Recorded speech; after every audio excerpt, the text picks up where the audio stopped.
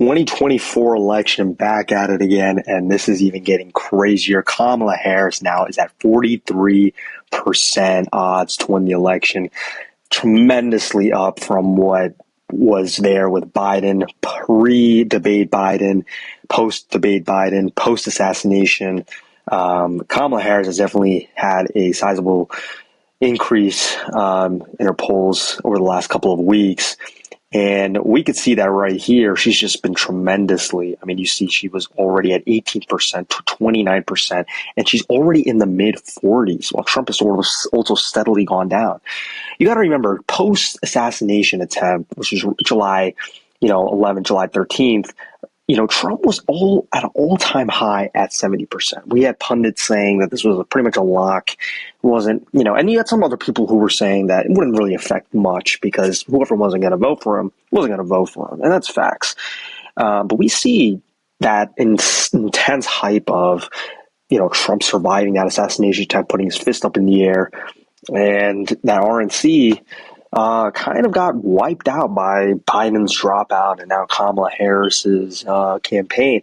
And that momentum's, hate to be the bearer of bad news, but that momentum's going to keep continuing as we get into the DNC. Trump's at 54% currently. By no means is he lagging.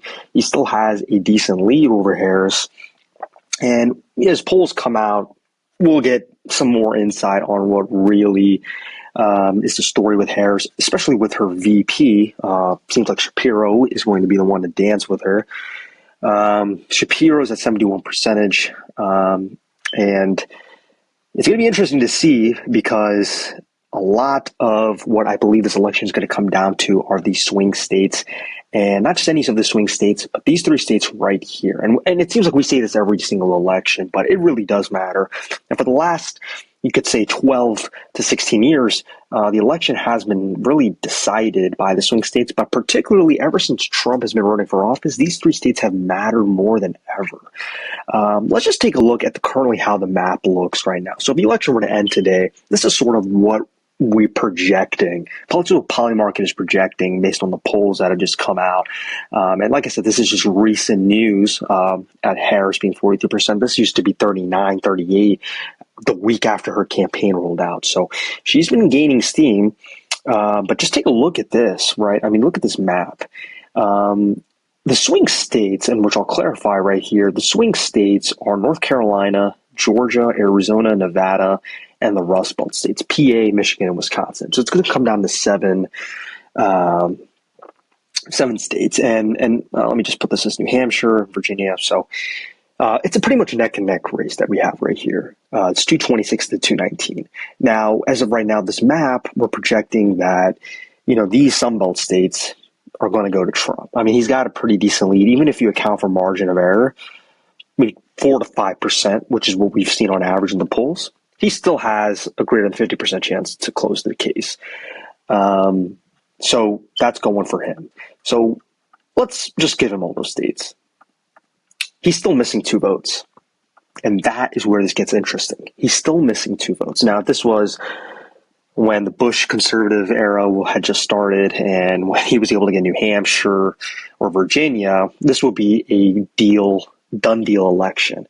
Remember, these 3 states, Democrats have been consistently winning ever since Trump started first running. When that 2016 was the first time that these states had gone red in a while.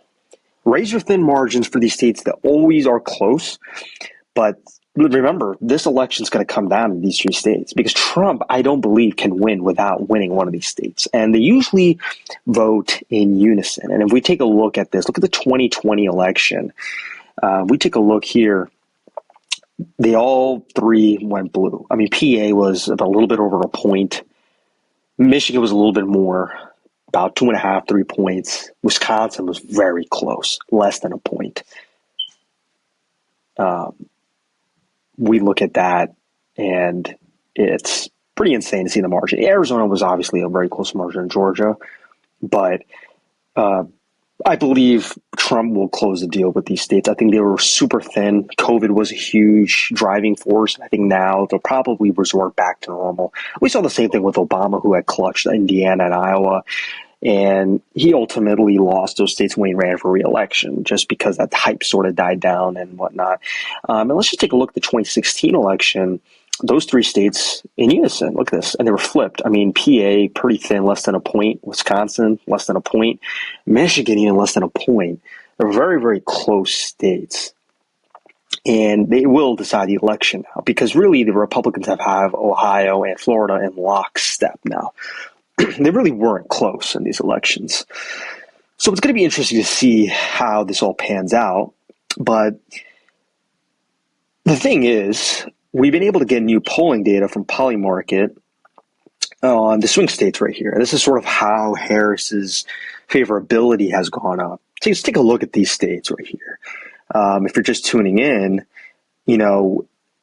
if you were tuning in post-assassination attempt, which was about this point, Trump was leading heavily. I mean, even if you accounted for margin of error, it could still be a toss-up, but for the most part, he still had at least some type of a lead in these states. Now he doesn't. Look at that. PA, he's lost that lead. He's lagging by, a good amount, a couple of points there. Michigan, he's at 45%, 41% for PA, and then you have 48% for Wisconsin. Wisconsin's really a tie here. And that's what's really giving Harris the lead. Most pundits are going to believe he's going to lock up the swing states in the Sun Belt, but the Rust Belt is really where it gets interesting. Now, these polls aren't always going to be accurate. Take it with a grain of salt. PA here, which a lot of people were saying was really going to lean the red the most. Nate Silver, obviously he is an election pundit as well, and runs the 270, or he runs a 538 account, which just does a bunch of analytics and stuff on his site. And he has a little bit different. He has Wisconsin at a deadbeat tie. Michigan, I think they both unanimously agree it's Harris is leading. But Pennsylvania, he has Trump leading by 6. So it's legitimately the opposite of what Polymarket has. But it doesn't matter. Nate Silver is still declaring it's a toss-up.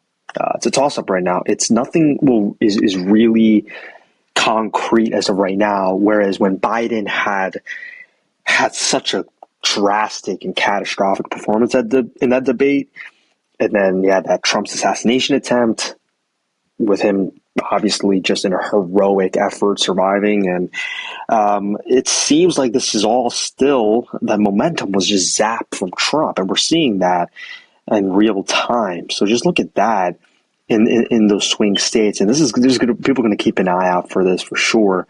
But this has steadily changed over the last couple of weeks. So, let's just take a look at the pathways for Trump to win. Obviously, what are his pathways now? He's still the leading favorite, no doubt about it. Still, remember, Kamala Harris is still at 43. I don't think any, leading candidate or any candidate would want to be at that number, but this is a number where you wouldn't complain to be with 95 days left to go, because literally anything could change in the next 95 days. Let's just take a look at the map, and, Trump could secure all of these states. And if Harris wins all these states, Harris wins. Harris wins the election by 2 votes. And that will cause a lot of commotion, like the 2000 election, because you don't want it to go to the courts or the state level and one state decides the election of the entire country. I don't think anyone wants to go through that again. So listen, Trump's pathway number 1, he's got to win one of these states. Michigan doesn't seem likely as of right now. And some people say if one goes blue, all of them will go blue. I don't know if that'll happen. But if Trump just wins one, Pennsylvania or Wisconsin, he's going to win the election. Easy. He just needs one of these states. Now, is there a pathway where Trump cannot win one of them? He doesn't have to win one of these states. And it's less likely. Then the reason being is because if Harris wasn't running, if it was still Biden, if they hadn't forced Biden out of the election, God forbid.